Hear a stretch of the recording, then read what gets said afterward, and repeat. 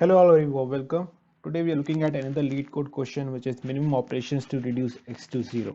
This is a medium sized question which is asked in January 2nd week of 2021. So what the question says, we are given an integer array nums and an integer x. In one operation you can either remove the leftmost or the rightmost array element from the array nums and subtract its value from x. Note that this modifies the array from the future operations. So in a given go, I can either remove the leftmost object or the rightmost object, and obviously post removal that array size gets reduced by 1, and we need to see whether whatever we have removed at a given point of time, that summation of that is equal to value x or not. Okay, so in a way we need to kind of keep on removing values from the leftmost or the rightmost, whichever, and find the minimum number of values which can be removed in order to reach a value x. So in this example, if we go ahead and say remove 1, we have two options, 1 comma 3. If we go ahead and remove 1, then I have 1 4 3 remaining. Then I can go ahead and remove say 3, I have 1 4 3 remaining. Then out of this only if I pick 1 and again I'll get a value of 3, which will be the output, which is equal to 1 plus 1 plus 3, right? So let's just to picturize this, right? I have an input which is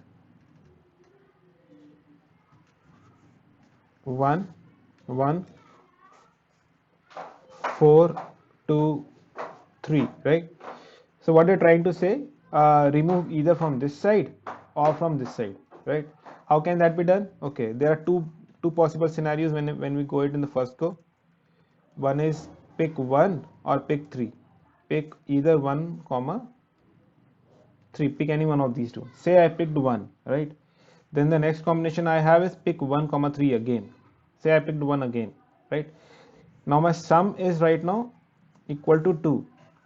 Sum is equal to 1, right? Because I picked 1. Now I have an option, say 4 comma 3, because we removed two of these, right? We removed two of these. We remove two of these, right? Now I have an option 4 comma 3.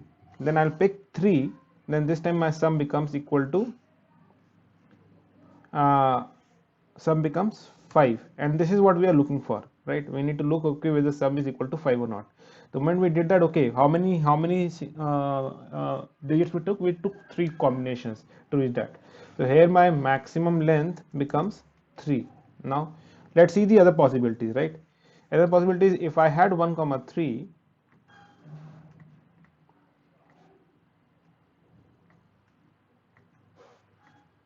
if I had 1 comma 3, I picked 3 this time, then my sum becomes 3. Now next time, so next time I have 1 1 4 2. Out of 1 1 4 2, I picked 1 out of 1 comma 2, because I have leftmost or rightmost, which is 2. I picked 2. This time my sum is becoming 5, and this is equal to 2, right? Because I took two combinations. So my output will return as 2, because this is the minimum set of combinations which led to digit which is equal to 5, right? Now if you see this, right, we have to always keep a track of what combination do I have, what array do I need to kind of work upon, because it's going to be modified again and again. So there's an alternative to it, right? How we can do that? Either we do a two pointer approach, right? We always keep a note of where are we standing in terms of the summation, or there's a prefix sum approach, right? And in both the scenarios, it will be less complex. And why we can why I'm talking about these two approach, because if we look at this question in a different manner, right, I don't have to remove these two. In a way, I don't have to remove the leftmost or the rightmost. All I need to see is, do I have a value, which do I have a sub array whose sum is equal to the overall count of the array minus whatever is given to me. What do I mean by that is, say this was my original array, and what is they are asking is, okay, find if I have a target. They are saying, okay, give me, okay, remove all the elements from the leftmost or rightmost so that left is equal to 5, right?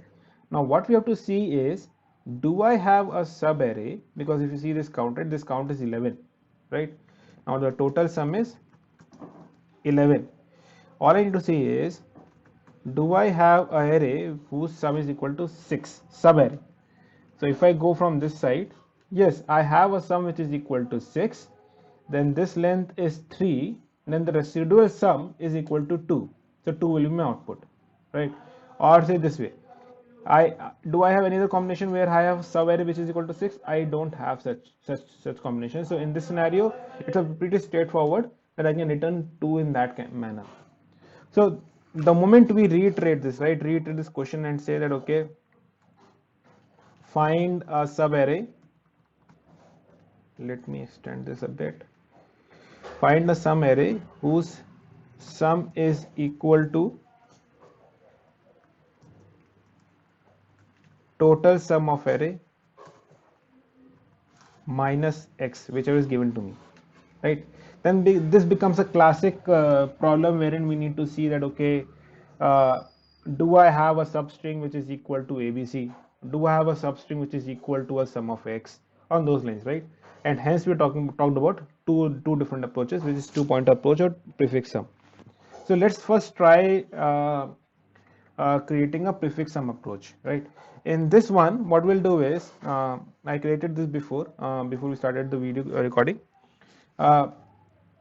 At my first index, if I am looking at this in this array, right, I have 1 1 4 2 3. At let's assume that, okay, I have, these are the indexes associated to it, right? Index.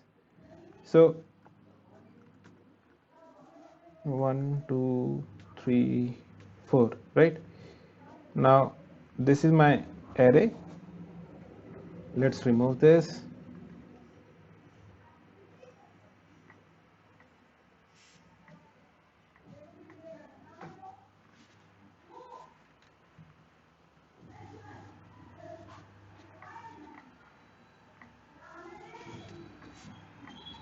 Now my prefix sum, here is 1, here is 2, here is 6, here is 8, here is 11, right? This is what my prefix sum is, and the index here is -1, right? So what I'll say, okay, first of all, I'll just introduce a value, say at my -1th index I don't have a prefix sum, so that I can go ahead and keep on adding the values on top of this one. And what we'll see is, what we're trying to see, okay, do I have a subarray who's equal to 6 or not, right? At this position I'll see, okay, yes, I do have a 6, right? Then what we'll see, okay, with this prefix sum minus whatever we are looking for, is it equal to 0 or not? The moment we find that, I'll do, okay, 2 minus this, I'll get a value of 1. This is my 2 minus, this is 2 minus -1, this becomes 3, and this is, then what is the overall length? 5, right? Then it becomes 5 minus 3, right? Sorry, equal to 5 minus 3, because the formula is very simple. Find whatever the maximum length I am in, whatever the current index I am in, minus, do I have a prefix sum minus residual sum? Residual sum is 6, prefix sum is 6. I have a dictionary which is containing a value 0. Then I'll do 2 minus -1, which is equal to 3, and I'll return overall count minus the whatever the maximum length is, because we want to extend this video as much as we can, right? So I don't know how, means if you would have able to understand it, but let's try it out, and I think while we code it, you might be able to get it further. So let's see sum of array. Let me put it sum of array equal to 0. I'll create my dictionary, int comma int,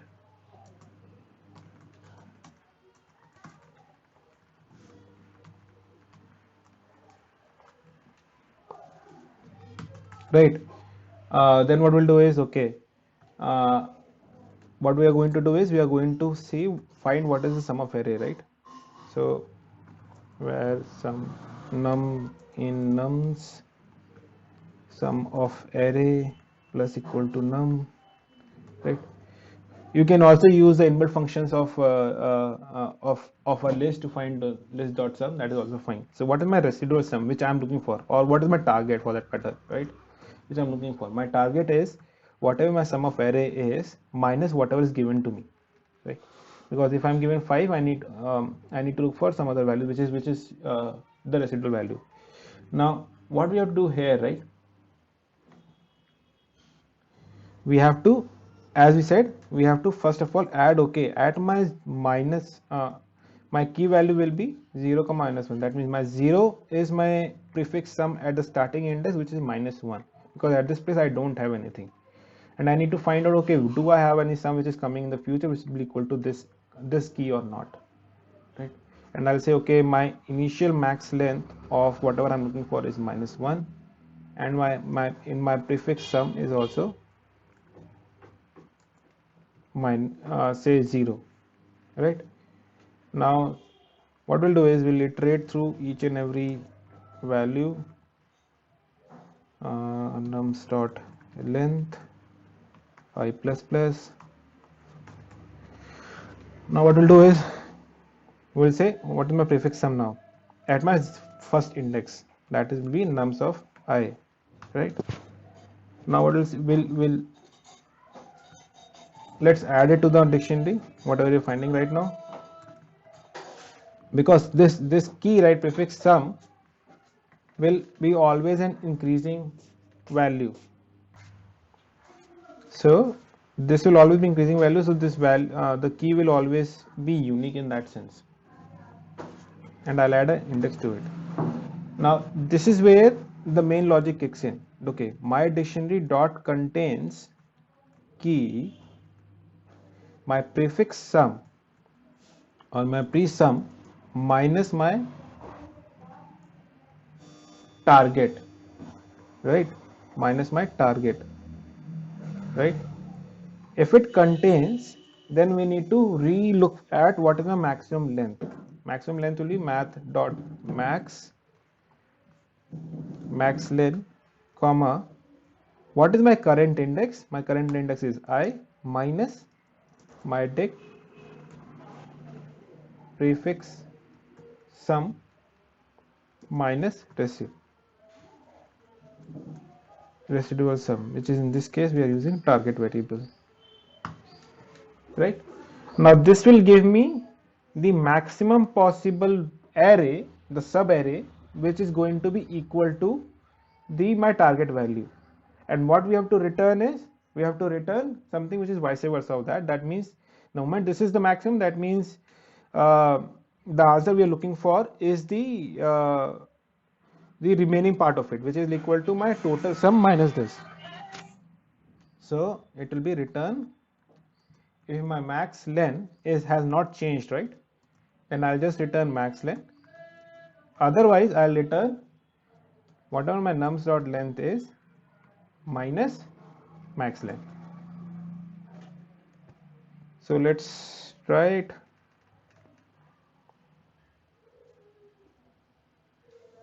I got an error, prefix sum.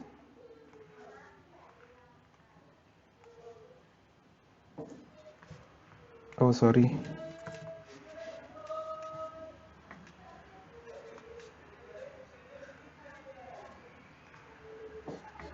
This again is a typo.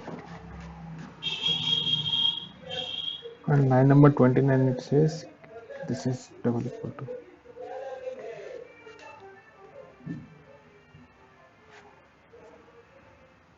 Okay, it got, let's submit it.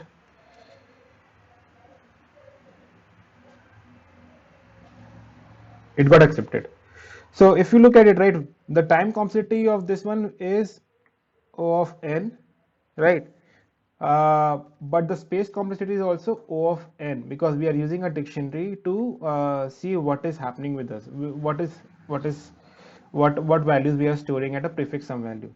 What if we don't, we can do it in O of 1 complexity, because that's how they ask in the interviews as well, that what is the, how can you reduce the complexity? To reduce the complexity, you can use a two-pointer approach, wherein you will have a left and a right. You will keep on increasing the window by by moving left and by moving the two cursors towards the right, and see whether that value is again equal to target or not. I'll hope that okay, you guys can try that approach, and that way you'll be able to find more optimized solutions to this problem. I'll also upload a solution to it in my GitHub profile. I'll share that in the link below. Thank you guys. Thanks a lot.